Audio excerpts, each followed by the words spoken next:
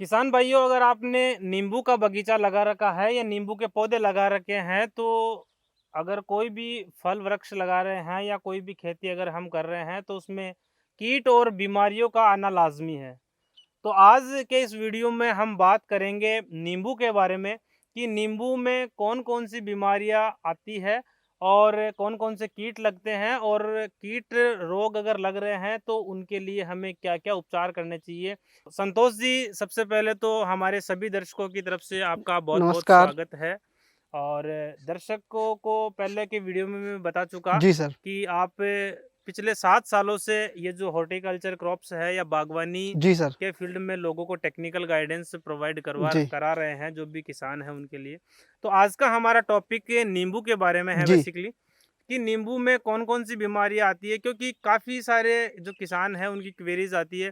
और नींबू में कीट और रोग आते भी थोड़े जी। ज़्यादा है। जी तो सर। हम आज का हमारा टॉपिक यही रहेगा कि नींबू में कौन कौन से कीट रोग आते हैं और उनके लिए हमें क्या क्या करना चाहिए, क्या क्या उपचार करने चाहिए। तो मैं आपसे उम्मीद करूंगा कि आप किसान भाइयों को सीधी सरल भाषा में जी सर। आप मैं बताएं। सर सबसे पहले मैं बताऊंगा जो सूत्रकृमि इसको बोलते हैं नेमाटोड।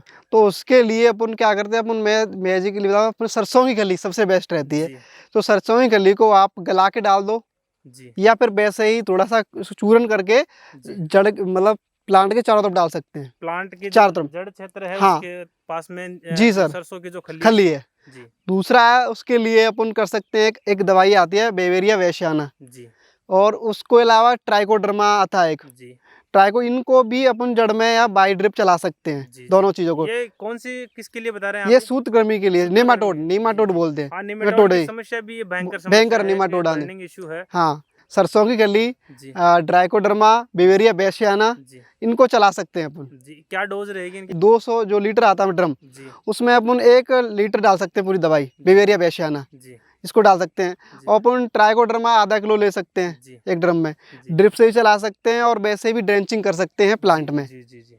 और ये अपनी सरसों की गली है, वो डाल दो, सस्ती आती है, वो बिल्कुल। सबसे बढ़िया और वो रिजल्ट है। इजीली मिल भी जाती हाँ, है। उससे क्या है, प्रोडक्शन भी अच्छा होता है, जी उसमें एनपीके भी पाया जाता है। जी अब सबसे खतरनाक बीमारी होती है इसमें डाइवैक और कैंकर। ये देखो, इस ये लीफ पर ये जो स्पॉट बन रहे हैं, जी ये स्पॉट हैं, ये है, ऐसे स्पॉट नहीं होने चाहिए। एकदम ना, जो पत्ती है एकदम हरी होनी चाहिए, एक भी स्पॉट नहीं होनी चाहिए। ये कैंकर के ही निशान है। जी ये देखो, जी ये बरसात ऋतु में। और ये अपना ऐसे, ये प्लांट पे ऐसे, ये इसको भी अपन डाईबैक ही मान लो। इस सूख रहे हैं, इसको अपन इसको कटिंग करनी पड़ेगी। जी कटिंग करने के बाद फिर स्प्रे करनी पड़ेगी, जी नहीं तो प्लांट में बहुत सारी बीमारी निपट जाएंगी और प्रोडक्शन नहीं देगा। जी ये पूरा ग्रसित है रोग से। तो इसलिए ध्यान से कटिंग भी टाइम टाइम पे करनी है और स्प्रे भी टाइम टाइम पे करनी है। और जिसमें भी जो सूखी सूखी डाली है उसको कटिंग करना चाहिए। जी। तो हम ये कह सकते हैं कि ये जो पूरा पौधा है वो डाइबैक और कैंकर से जी। ग्रसित है। जी सर, पूरा ही। इसके आप देख लिए सकते, किसान भाइयों को कोई आपकी सलाह? टाइम से स्प्रे करनी पड़ेगी और टाइम से ही इसकी कटिंग वटिंग करनी पड़ेगी। सारी जो सूखी डालियाँ हैं ना इसके अंदर, और इसमें थोड़ा सा कटिंग कर दो। जो ज़्यादा घना है इसको कटिंग कर सकते हैं पूरे को। कटिंग कर, प्रूनिंग और कटिंग इसकी मेनली ज़रूरी है। जब तक इसकी प्रूनिंग और कटिंग नहीं होगी तो इसमें सारी बीमारी आएंगी। तब तक इसमें जो अंदर से जो ज़्यादा घना है उसको कटिंग करके इसमें दवाई अच्छे से स्प्रे हो जाएगी, तो कोई दिक्कत नहीं, सही हो सकता है। थोड़ा सा दवाई के बारे में बता दीजिए कि इसमें कौन? इसमें सबसे ज़्यादा आप डाल सकते हैं सुपर प्रोपेक्स है, जी और अपन सीओसी है, जी और स्पेक्ट्रोसाइक्लिन है। जी इसके अलावा ये एक डोज इसकी बनानी है, और दूसरी डोज इसमें बनाना है तो फिर डाइमेथॉइड, और इसमें डाइमेथॉइड, नीम ऑयल और M45। जी। ये 2 डोज इसमें अलग अलग कर सकते हैं। तीनों का मिक्सर करके हाँ।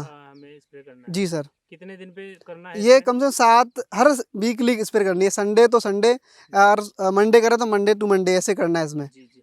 ये जो स्प्रे आप बता रहे हैं ये रोग लगने के बाद भी करें या पहले भी पहले भी कर सकते हैं तो प्लांट अच्छा रहेगा, कोई बीमारी नहीं आएगी। जी अगर अपना स्वस्थ प्लांट है तो फिर भी महीने में 2 स्प्रे तो निकाल दो, छोटा छोटा। जी इसमें क्या है, अपना डोज कम कर लो, जी 10 ग्राम, 35, 15 ग्राम, ऐसा आप यूज कर सकते हैं। जी 5 लीटर गाय का दूध हो गया, जी आधा किलो हल्दी हो गई, जी और थोड़ी 10 ग्राम हींग लेके जी इसको मिला के आधा लीटर एक टंकी में डालनी है। जी आप उसमें डाल के इसको स्प्रे कर सकते हैं। जी। जो पीठ पे जो वाली जो हाँ, टंकी जो आती है उस टंकी टंकी की स्प्रे, बात हाँ। कर रहे हैं आप? हाँ, नैप स्प्रे बोलते हैं, जी उसको स्प्रे करते हैं, जी। तो उससे रिजल्ट अच्छा आता है।